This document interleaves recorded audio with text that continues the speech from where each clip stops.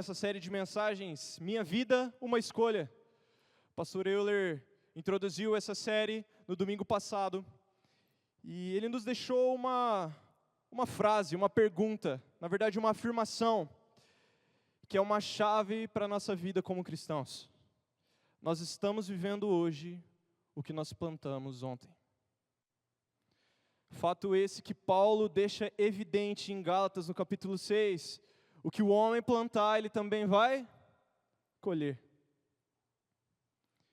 Em outras palavras, o que nós fizemos, o que nós estamos fazendo hoje, vai ter um reflexo no que vai acontecer semana que vem, no que vai acontecer mês que vem, no que vai acontecer no próximo ano, e muito além disso.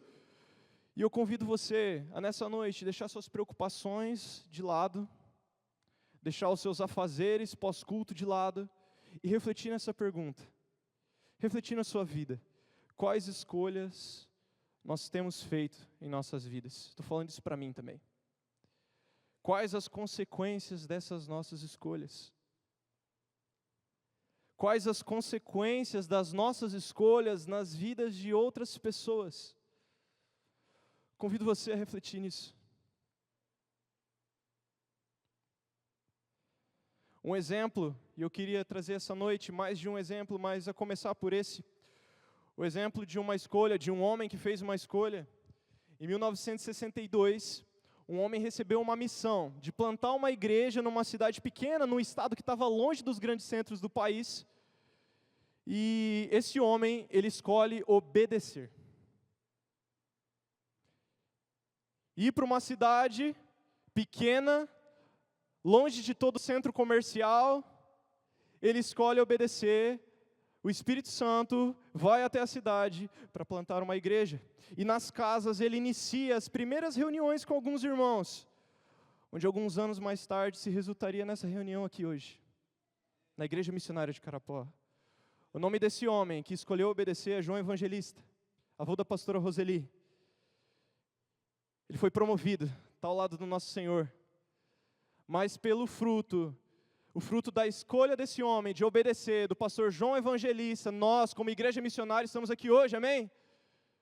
Nós estamos aqui numa cidade de Carapó, na frente à praça, porque um homem escolheu obedecer. Entende que aqui as escolhas nossas refletem não somente para as nossas vidas, mas também para a vida das outras pessoas? Se o pastor João Evangelista não obedecesse à voz do Senhor, talvez Deus levantaria outro homem para plantar essa igreja aqui em Carapó. Mas o não existe. João Evangelista escolheu obedecer à voz de Deus. Amém? Isso é um pouco da nossa história como igreja. E 63 anos depois, meus irmãos, dele chegar aqui nessa cidade, nós ainda estamos aqui. Nós precisamos ter em mente isso. Convido você a abrir a sua Bíblia em Atos, no capítulo 16, o verso do 9 até o 10. Obrigado, meu irmão. Atos 16, 9 até o 10. Você pode acompanhar no telão também.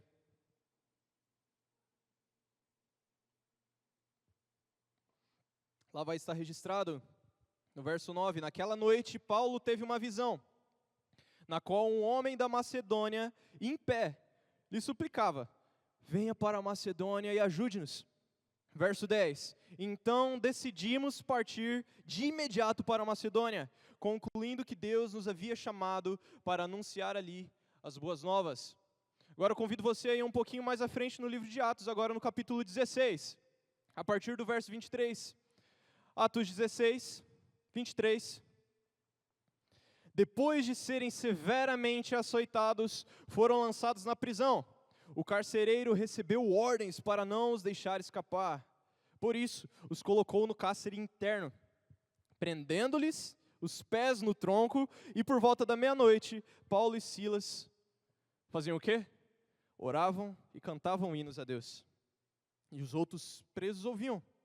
De repente, houve um forte terremoto e até os alicerces da prisão foram sacudidos. E no mesmo instante, todas as portas se abriram, as correntes de todos os presos se soltaram. O verso 27, quando o carcereiro acordou, viu as portas da prisão escancaradas. Imaginando que os prisioneiros haviam escapado, ele puxa sua espada para se matar. Paulo, porém, grita: não se mate, estamos todos aqui. O carcereiro mandou que trouxessem luz e correu até o cárcere, onde se prostrou, tremendo de medo, diante de Paulo e Silas. O verso 30, então ele os levou para fora e perguntou: senhores, que devo fazer para ser salvo? Eles responderam: creia no Senhor Jesus, e você e sua família serão salvos. Então pregaram a palavra do Senhor a ele e a toda a sua família. E mesmo sendo tarde da noite, o carcereiro cuidou deles e lavou suas feridas, e em seguida ele e todos os seus foram batizados. Verso 34, depois levou-os para sua casa, lhes serviu uma refeição, e ele e toda a sua família se alegraram, porque creram em Deus. Feche seus olhos, vamos orar. Jesus, peço que a Tua palavra, Pai, que o Senhor traga cativo aos nossos corações a Tua palavra, o que o Senhor tem a nos ensinar essa noite.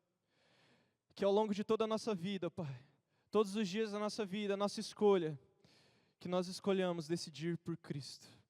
Assim eu oro, Pai, em nome de Jesus. Amém. Aqui nós vemos alguns exemplos de escolhas na própria Bíblia. Paulo, cheio do Espírito Santo, ele parte para a sua segunda viagem missionária. Isso vai estar registrado ao longo de Atos no capítulo 16. E por onde ele passa, ele instrui a respeito do Evangelho, em todas as cidades. A primeira cidade que ele vai passar, ele vai conhecer um jovem chamado Timóteo.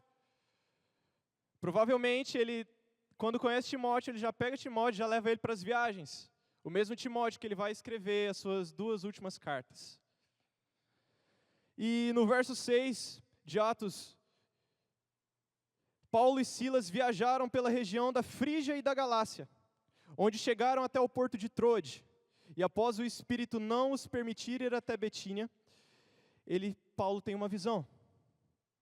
O objetivo de Paulo era ir até uma cidade que ficava ao norte, porém o Espírito de Deus o impede de ir para lá. E ele se desloca para uma cidade mais ao leste, e lá ele tem uma visão. Visão essa descrita no verso 9, eles partem, e depois dessa visão, eles partem para a cidade de Filipos. Paulo, Silas, provavelmente Lucas estava aqui com ele, provavelmente Timóteo também, e mais outras pessoas. Eles partem para a cidade de Filipos. Cidade essa que Paulo mais tarde vai escrever uma carta chamada para a igreja de Filipenses, essa mesma igreja que ele passa.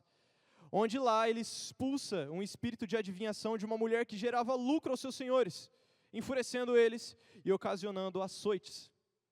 Paulo e Silas, despidos, são açoitados com vara e depois lançados na prisão. Todo esse palco está preparado para decisões que mais tarde vão mudar a vida de um guarda e de sua família. O palco aqui é dentro de uma prisão. Não é num púlpito, não é em cima de uma rocha pregando para uma multidão, mas dentro de uma prisão, com feridas expostas, com machucados que doíam e ardiam, com mãos, os pés acorrentados ao tronco, dentro da prisão. Um homem escolhe algo. E nós vamos observar aqui, mas antes nós precisamos ter em mente que devemos decidir por Cristo. E todos os dias escolhermos obedecer a sua direção. Eu já decidi por Cristo. Eu escolhi por Cristo. Creio que você também já tenha escolhido por Cristo. Mas nós temos que decidir todos os dias de nossas vidas. Cantar que Ele é digno de tudo e que nós o exaltamos todos os dias de nossas vidas. Render a nossa voz e o nosso corpo, as nossas mãos e tudo que nós temos a Ele todos os dias de nossas vidas. E primeiro nós vamos observar aqui as escolhas e as consequências de Paulo e Silas antes de falar do guarda.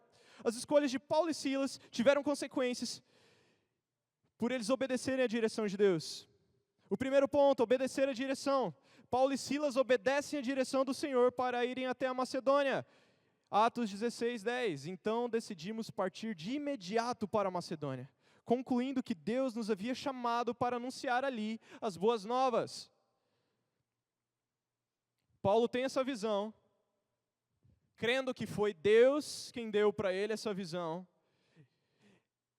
E o fato dele escolher obedecer a Deus gera uma consequência. A consequência é essa: a obediência dele leva eles a Filipos, onde encontram uma mulher chamada Lídia, que a Anne pregou ontem para a gente. A Anne nos trouxe essa palavra nos cultos de jovens. Inclusive, eu convido você a vir e participar conosco dos cultos de jovens. Na semana que vem, nós vamos ter o encerramento de uma mensagem sobre Atos, sobre o livro de Atos, e no fim nós vamos ter um estudo em cima de 1 Coríntios. Então toda a igreja está convidada a participar desse estudo. Participar do culto. E depois do pós-culto, provavelmente não sei se a gente vai ter alguma coisa para comer, nós vamos ter um estudo. Toda a igreja está convidada a participar. E a obediência deles leva eles para Filipos, leva eles a se encontrarem com Lídia e com mais algumas mulheres. Lídia ouve o que Paulo tem a dizer a respeito do Evangelho e toda a sua família, ela e toda a sua família são batizados e creem no nome de Jesus. Qual que foi a consequência da escolha de Paulo em obedecer à voz de Deus e ir até a Macedônia? Uma família toda é convertida a Cristo. A segunda consequência, o segundo ponto que leva a uma consequência, um ponto de uma tomada de decisão de Paulo e Silas. Paulo e Silas louvam ao Senhor mesmo presos. Atos, ainda no capítulo 16, agora no verso 23 até o 25. Depois de serem severamente açoitados, foram lançados na prisão. O carcereiro recebeu ordens para não os deixar escapar. Igreja, aqui, depois de ser açoitado, não com varinha de pé de jabuticaba, ou com uma cinta desfivelada, provavelmente com um cabo de madeira grosso, com feridas expostas, eles são lançados. E no verso 24, por isso o guarda os colocou no cárcere interno, prendendo-lhe os pés no tronco. E por volta da meia-noite, Paulo e Silas fazem o quê? Eles oravam e cantavam hinos a Deus e os outros presos ouviam. De repente, houve um forte terremoto e até os alicerces da prisão foram sacudidos. E no mesmo instante, todas as portas se abriram e as correntes de todos os presos se soltaram. Que consequência que gerou isso? Paulo e Silas, acorrentados, eles oram e louvam, provavelmente em alto e bom som, a ponto de todos os outros ouvirem. E a consequência disso é que a vida de um guarda e de sua família são ganhas para Cristo. Obedecer à direção do Senhor é cumprir aquilo que já nos foi ordenado. E o que nos foi ordenado? Pregar o Evangelho, Mateus 28, batizando em nome do Pai, do Filho e do Espírito Santo, toda criatura, toda pessoa. Essa foi a missão. E todo que crê, entenda isso, igreja, todo que crê na salvação em Cristo, se arrepende de seus pecados, confessa Cristo como Senhor, como Paulo vai descrever em Romanos no capítulo 10, toda pessoa que confessa, se arrepende, diz com alta voz a soberania de Cristo, é cheio do Espírito Santo e é convocado a proclamar o Evangelho. Essa palavra, ser convocado, é algo maravilhoso.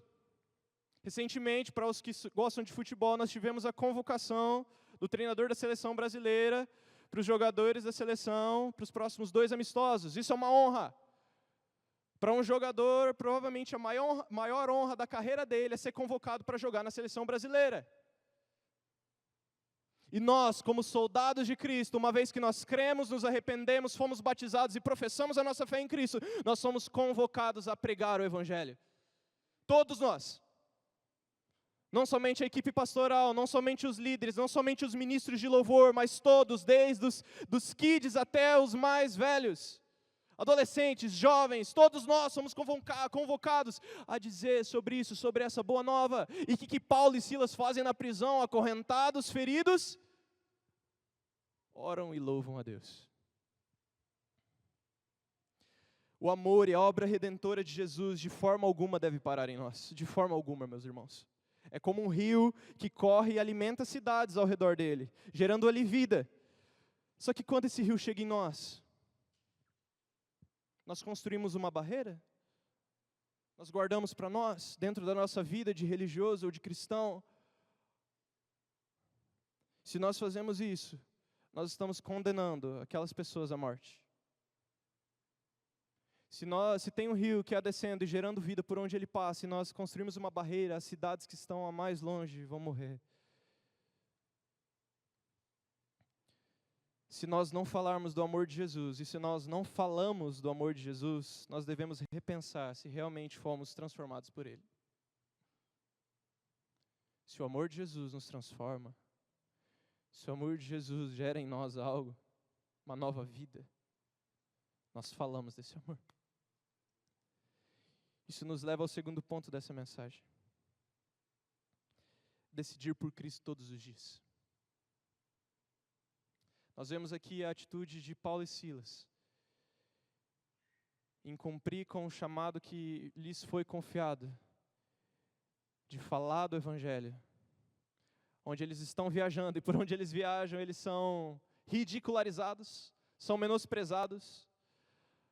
Paulo, por onde ele passa, provavelmente ou ele vai apanhar, ou ele vai ser preso, e o que ele faz depois de apanhar e depois de ser preso?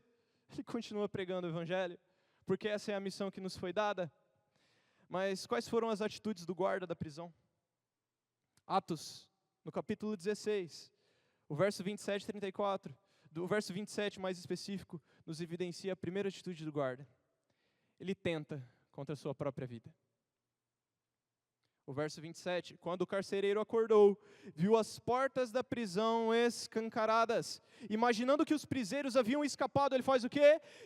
Ele puxa sua espada para se matar. Quantas vezes nós, em meio às dificuldades, situações do nosso dia a dia, ou momentos tão nublados, momentos tão turbulentos, que parece que não tem saída, a nossa visão fica turva, se escurece, a gente só consegue enxergar o problema e não vemos mais o dia de amanhã. Quantas vezes nós já não passamos por isso? Convido você a refletir isso na sua vida. Enquanto eu estava montando o esboço dessa mensagem, eu refletia sobre isso. Quantas vezes nós parecíamos que não havia saída, o momento ali, o momento de dificuldade começou a ficar intenso, começou a gerar um fervor, parecia que não tinha saída, era só aquilo. É isso que o guarda está passando. Pense nesse guarda. Quando nós passamos por isso, a primeira coisa que vem em nossa cabeça, a primeira atitude que nós achamos que devemos tomar é desistir de tudo. Desistir da nossa família, desistir do nosso serviço, da igreja, do ministério, dos estudos. Mas pense nesse guarda. Pense naquele guarda, ele tinha convicção de que ele seria duramente castigado caso os presos tivessem fugido. Roma era impiedosa. Um soldado que falhasse em sua missão era sentença de morte na antiga Roma. Porém uma voz grita, e era Paulo. Paulo grita, não se mate, estamos todos aqui. Em muitos momentos turbulentos, nublados da minha vida, parecia que algo gritava, eu estou aqui. Mais tarde, conforme eu fui amadurecendo e conhecendo o Espírito Santo, conhecendo a Deus, eu entendi que era Ele. A segunda atitude do guarda, ele se prostra com temor. O verso 29 de Atos 16, o carcereiro mandou que trouxessem luz e correu até o cárcere, onde ele se prostra e tremendo de medo diante de Paulo e Silas. Um guarda da prisão, um homem treinado, um homem provavelmente apto a resistir a toda e qualquer pressão psicológica, resistir a toda e qualquer sobrecarga física.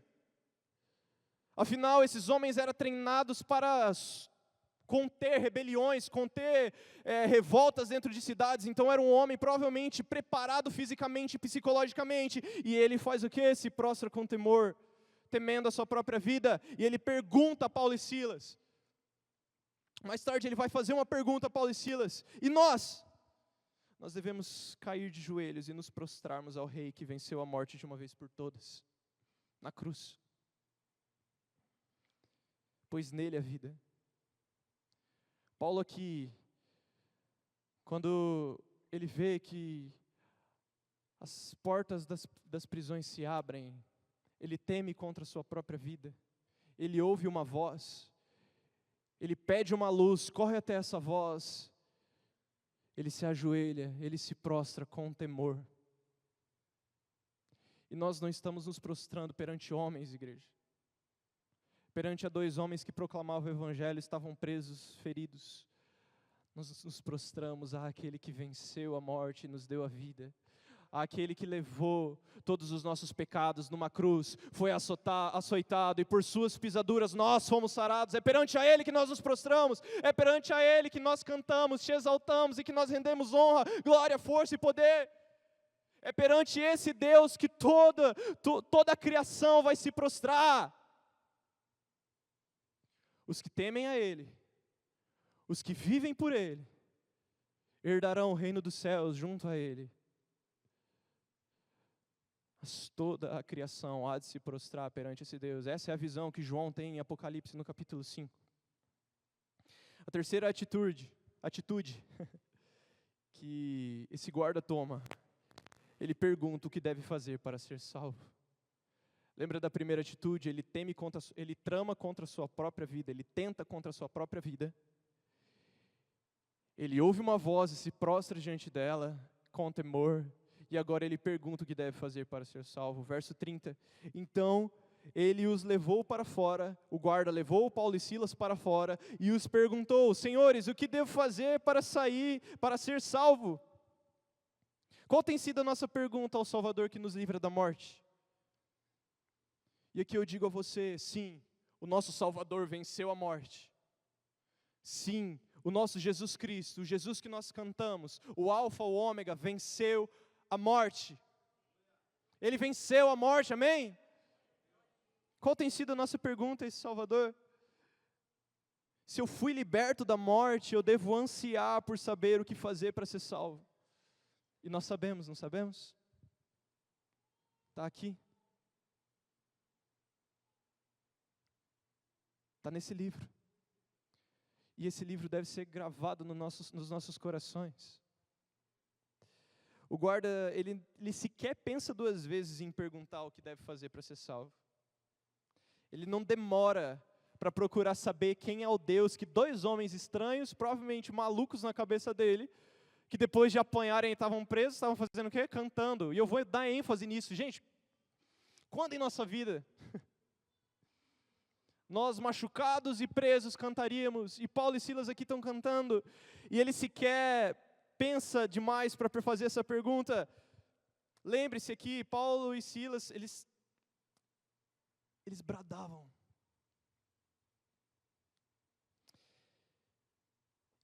E nós? Por acaso nós perguntamos o que nós devemos fazer para ser salvos? Nós fazemos perguntas ao texto? Nós fazemos perguntas à palavra? Nós temos livre acesso. Nós vivemos num país que não tem problema nós pegarmos essa Bíblia, abrir, nos juntarmos e compartilharmos da palavra, como alguns têm feito.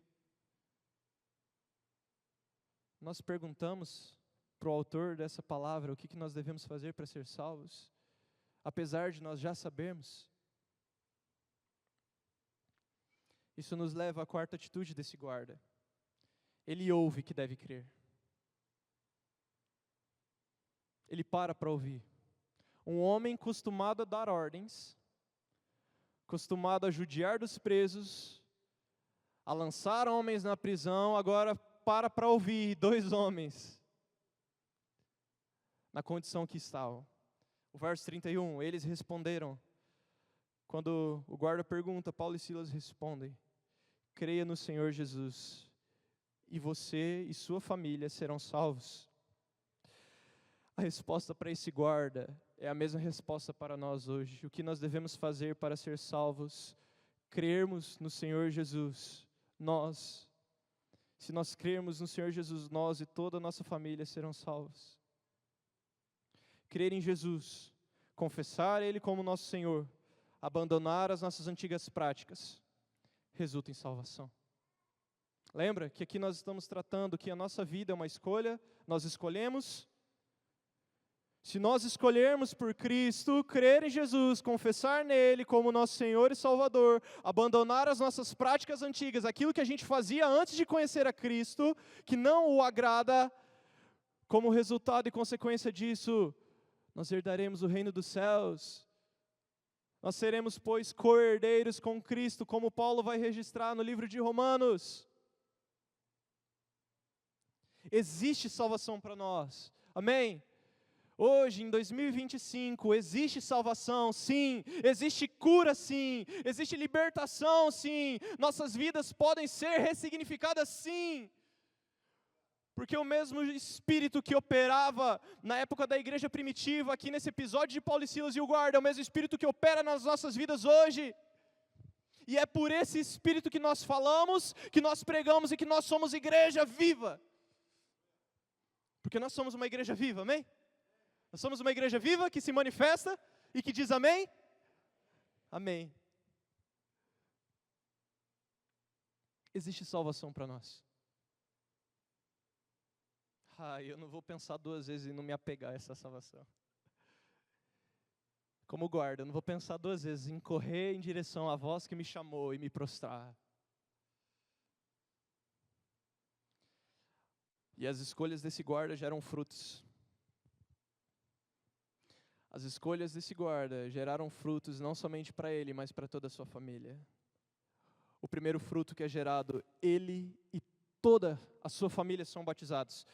O verso 32 e 33 de Atos 16, então pregaram a palavra do Senhor a ele e a toda a sua família. Mesmo sendo tarde da noite, o carcereiro cuidou deles, lavou as suas feridas e em seguida ele e todos os seus foram batizados.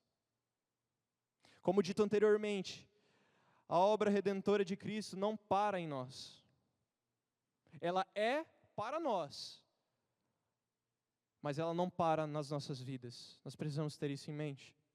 O guarda decide por Cristo e toda a sua família ouve sobre o Senhor. Irmãos, talvez a forma que nós vamos ganhar e apresentar uma nova realidade em Cristo para as nossas famílias,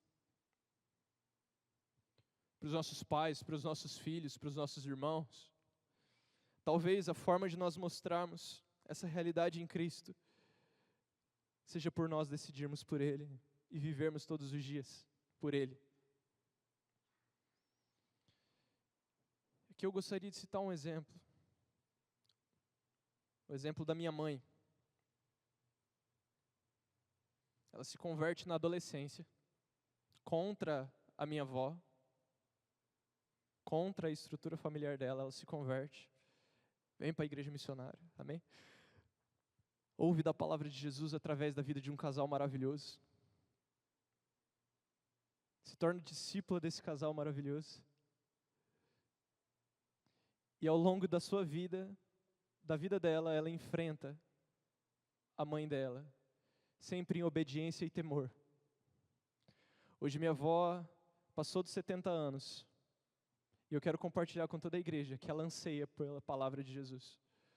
Uma mulher que antes odiava crente, que quando o pastor Euler e a pastora Roseli ia fazer visita na casa dela, ela falava, o que está vindo aqui falar de Jesus?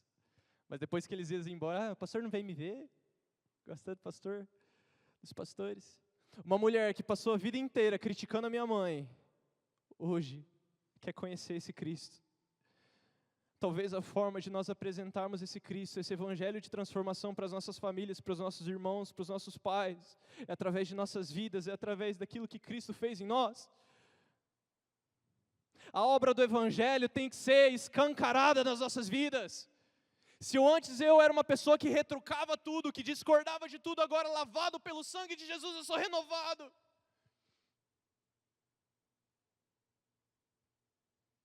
Se os nossos familiares, as pessoas que estão ao nosso redor não veem uma transformação do evangelho em nossas vidas, nós devemos pensar se esse evangelho realmente nos transformou.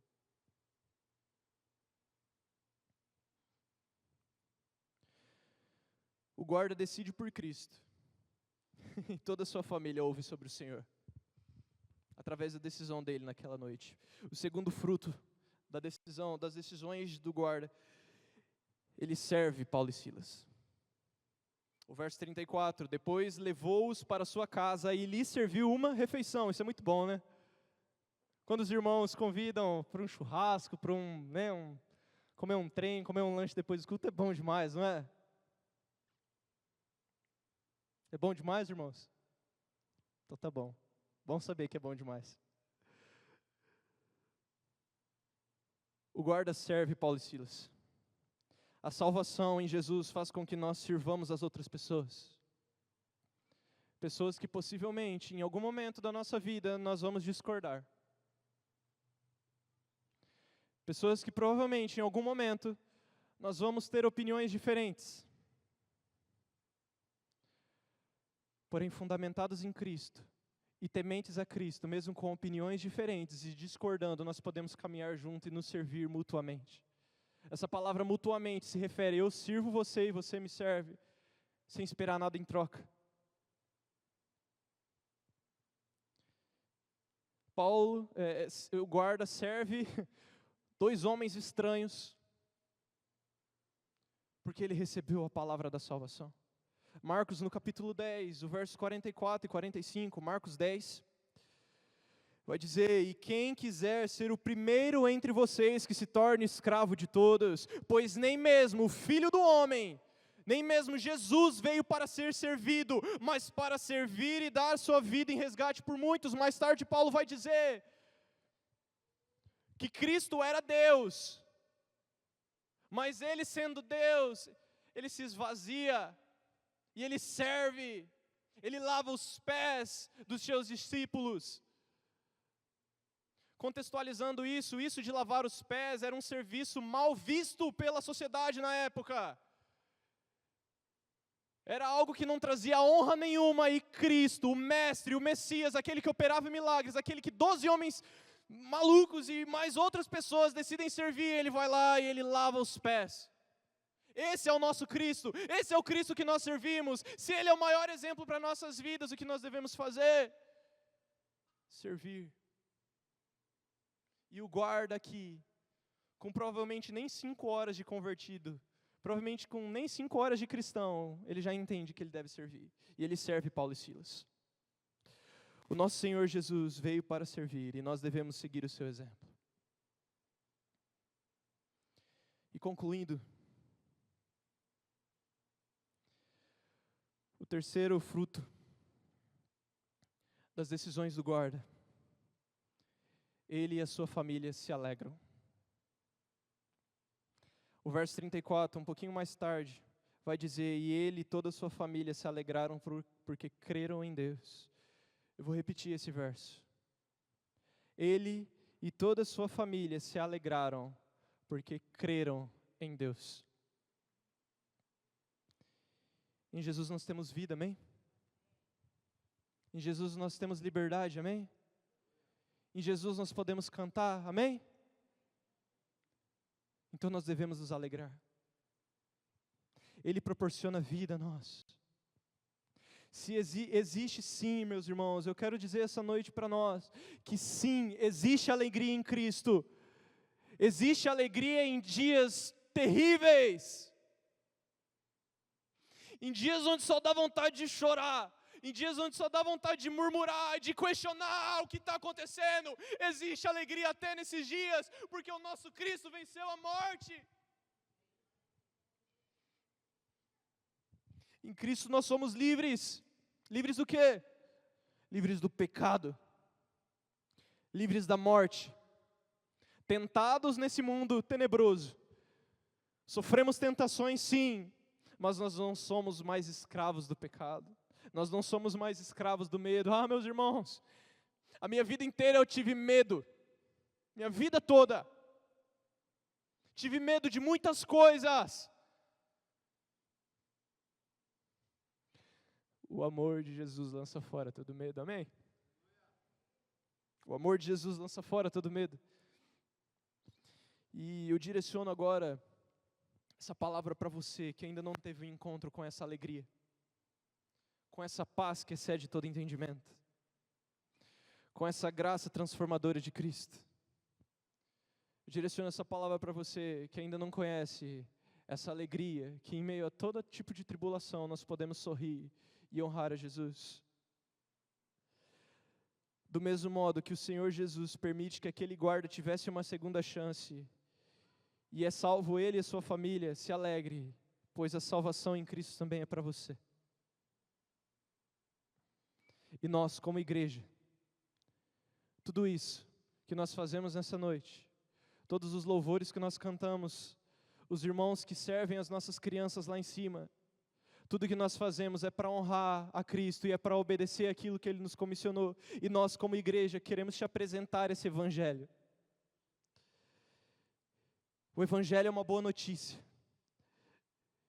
E esse Evangelho que nós queremos te apresentar nessa noite não te garante sucesso financeiro, não te garante casa, carro, não te garante fama, mas te garante vida e liberdade em Cristo. Esse é o Evangelho. Esse é o Evangelho de Cristo Jesus, que foi morto, mas ressuscitou. E quem estava preso nesse relato aqui em Atos não era Paulo e Silas. Mas como assim?